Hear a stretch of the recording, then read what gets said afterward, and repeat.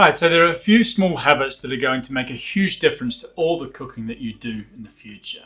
The small details are going to be the difference between becoming a chef that makes really nice food or exceptional food that makes people stop and say, this is really fucking good. Okay, so the first is good knife skills. Okay, good knife skills is going to speed up everything that you do and really help you to stay on top of your workload. And that's really important. As well, organising yourself well and working in an organised fashion and having a plan before you start cooking. This is another small habit that you have to be relentless about to start with and develop these habits. Okay, and they're really going to stack the dice in your favour. However, when it comes to your ability to send out really high-level food, the most important factor is your ability to master the art of tasting and seasoning. Okay, and constantly be thinking about what's going on with the flavour. Okay, in the West, we tend to rely pretty heavily on salt and pepper for seasoning, usually finishing a dish with black pepper as it's a more predominant pepper flavour, while white pepper early on in the kind of underlying base level of flavour. It's really important to grasp this concept that salt doesn't make something taste salty until you put too much in. Okay, it brings out the flavour in the food that's already there.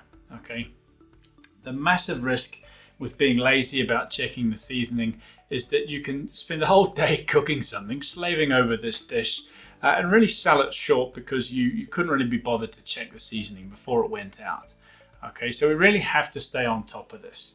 Try it next time you make something that you regularly cook. Okay, taste it before it's served and consider, could it be any better? Okay, if it's nice, then add a little bit of salt and taste it again. All of a sudden the natural flavour really releases and it becomes something a lot more special. And it would have been a shame to have wasted the opportunity to elevate the dish a little bit, and it doesn't really take a lot of effort to check. Okay.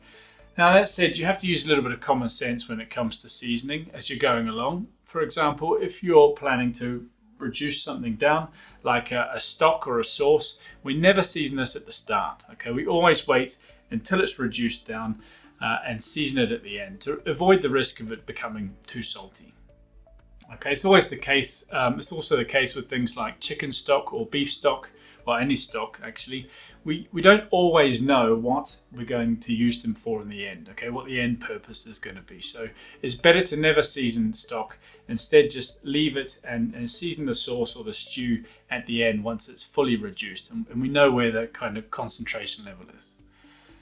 You can season meat before it goes into the stew, and this will really help to flavour the meat specifically as it cooks.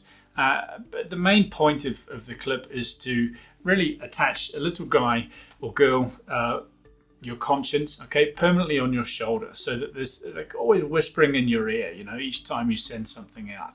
Is this probably nice or is it banging?